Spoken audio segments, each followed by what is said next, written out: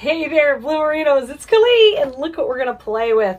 Ribbon! That means it's bow time. Today we're playing with some squiggly glitter net ribbon that is going to go in one of our newest kits. So I can't wait to see how easy it is to work with and how you don't always need multiple ribbons to make a beautiful bow.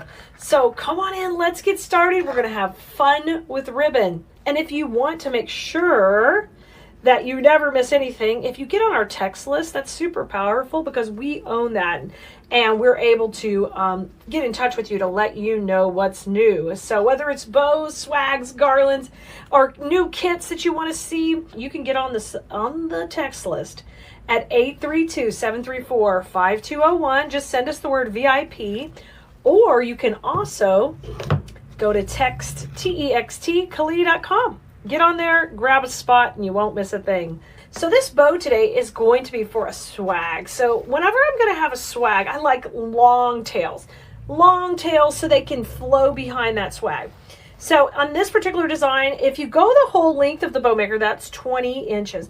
I want to do about 24 for just a little bit more. I love the squiggly net, and it's so pretty, you know, if you curl the end. So let's have it a little bit longer. So I'm going to go about 24 inches, and then I'm going to bring that right to the middle of the bow maker.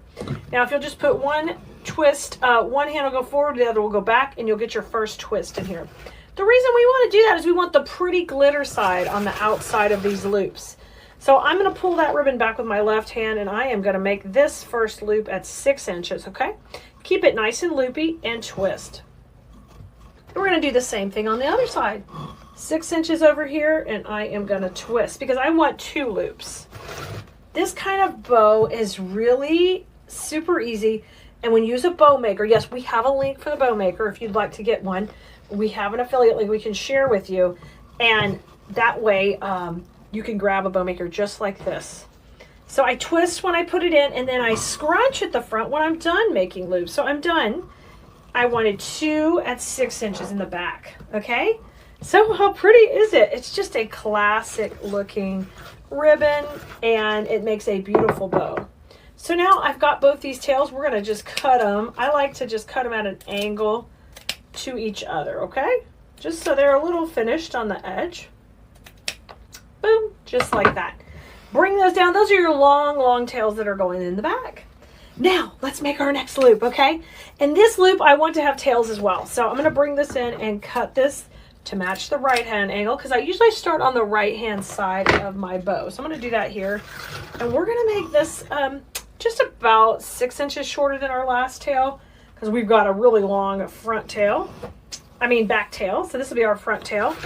And these loops were at 6, so you want to go a little smaller so you bring the eye in. When I'm teaching in design school about how to do florals and have your arrangements have lines and depth and dimension, we use lines to bring the eye in and create a flow on a design, and that's what we're doing even on a bow when we bring those loops in. So all the links are intentional, so 6 and then 5 and 1 loop in the center, and we're going to cut these on either side to match also. What a beautiful bow. This is super simple but effective, right? Effective. This is a classic kind of mercury glass looking bulb, and you can see how pretty that is with this type of bow. Now we're going to use this bow on a swag, but these bows will look gorgeous on trees as well. When you use this squiggly ribbon, it allows the light to come through from the tree. So and that bit of sparkle is gorgeous. Now I just ran a cable tie right beside the dowels. I'm bringing it up. And what we need to do is, before we get too far on the fluffing, we've got to rotate this to the back. And it's not all the way tight. And that's important because we have to put our attachment wire or cable tie in the back before we get any further. So you can see I want to separate the 2 back loops with the front loop right here and continue to space it all out. And section it till I get this beautiful flow. Like, look at that. Isn't that gorgeous? And it's all in that placement, and it brings that eye to the middle, and I love it. Now, you can put a wire in the back if you're going to make bows for your tree. But remember, we're making this for a garland, so it's going to be permanently affixed to the garland. So I'm going to get that really tight, and then I'm going to use my wire cutters just to trim that back piece off. And the last and final step I do on my bows, it's a little bit different, is I like to cover the mechanics of the bow. You can see there's a little bit of green in there. I want to hide that. I want it to look really professional, polished, and finished. So when I do that, I'm going to take and slice up a piece of the ribbon, because this is 2.5-inch wide ribbon, and we don't need that much. We just need about 10 to 12 inches so we can get a little strip to go through the middle. And I like to fold this on itself, so just fold the back over so you get a nice strip of the glittery side.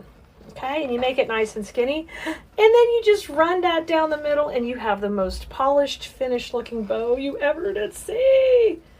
Y'all, if you haven't made bows like this and you want to learn more, we'd love for you to come join us in design school, where we teach floral design, of course, swags, garlands, wreaths, centerpieces, all the things, but we're always doing bows and new bows, and I keep trying to make it more and more simple to teach you how to make beautiful pieces like this. You guys, this is vintage Christmas, and I love to play with these types of looks. Let me show you what comes in the kit. The first part is you're going to get the swag base, and this is a nice size medium swag base, but look at the jingle jangle. I'm telling you, it's all about the jingle, and it's got the most fantastic cedar in here. The cedar that is in here is iced and a little bit glittered, and then we have iced twigs plus the bells and a little bit of pine cone.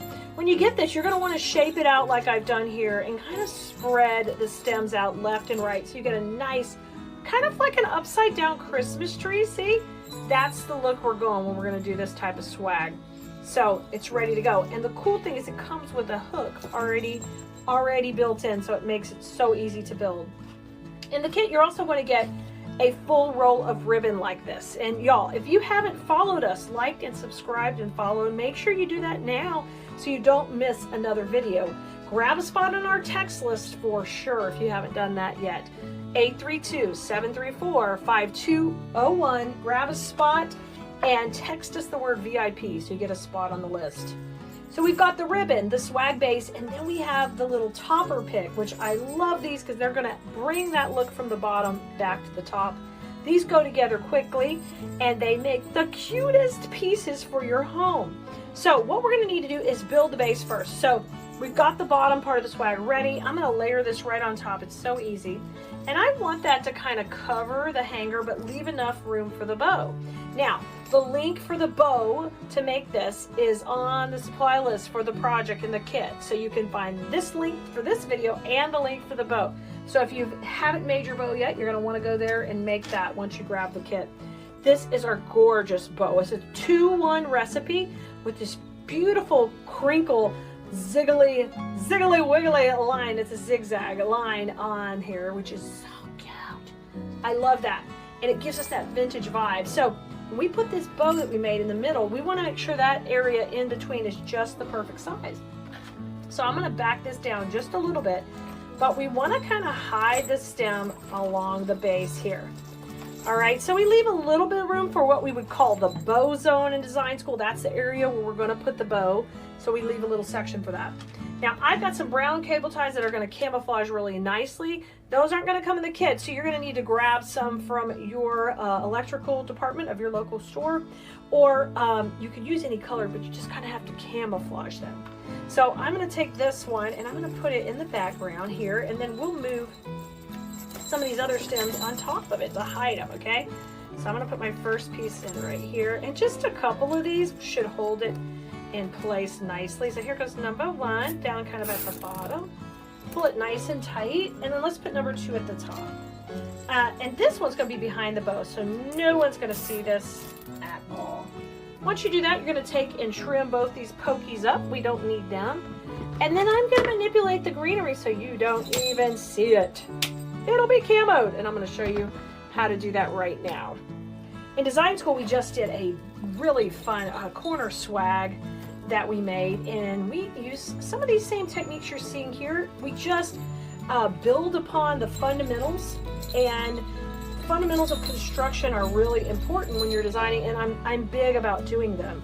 And then once you learn those fundamentals, you learn lines, you learn shape, you learn depth and dimension, and principles of design that help build up your design technique and your quality of your work, and before you know it, you're putting out stunning pieces that sell, and I am so proud of you. Okay, now let's get the bow in. That's coming in next. So I'm just going to lay it right in that bow zone. We're going to go right over the same area we just were in. So that's going to hide all our mechanics. Y'all, this is so gorgeous, so quick, so easy. These kind of swags work great in your home, on either side of the fireplace. If you have sconces, on both, you can make a couple for the sides of a mirror. They are just so fun to add in. If you have a mailbox at the front door, it looks super cute hanging off your mailbox. All kind of stuff. With a little bit of bending, I can also turn this into a lantern swag just by putting a wire right on the back. That's how fun these are to work with. Now, the next trick we want to do is we want to use these gorgeous ribbons in the foreground and in the background. So what you're going to do is take the front ribbons, and I'm just going to move those up out of my way. And now we're going to take the back ribbons and we're going to pull those to the back. That's always part of my styling. See what depth we just created? And that wasn't very difficult, but we brought that ribbon to the back, and it creates depth because now the greenery is on top of it. So we roll these two pieces to the back, and they're gorgeous, and they let the greenery be on top. Now the foreground pieces, I'm going to curl those. I like to get these fairly tight and curl them up with my fingers, just kind of like you're doing your hair. Oh my gosh, let that kind of cascade down. Do that on both sides. And then we'll fluff that bow, and we've really done this. This is so super fast, super cute, but never underestimate pieces like this in your craft booth, in your home, and when you're decorating, because they are simple but beautiful. And look how pretty. And this is sitting next to just two classic Christmas ornaments, and you can see this look never goes out of style. So try this simple vintage Christmas swag. I can't wait to see you try a few of these and implement these into your home and into your repertoire. And this kit is great for beginners or more advanced students who just want to make something super quick. All right, Bloomerinos, I'll see you next time, and I can't wait for you to come join us in design school. Let us know here in the comments if you'd like to join our class. We'll be happy to share the link with you, or head over to KeleasDesignSchool.com or WreathTeacher.com. I'm happy to get to know you in class. Bye, everybody. Have fun with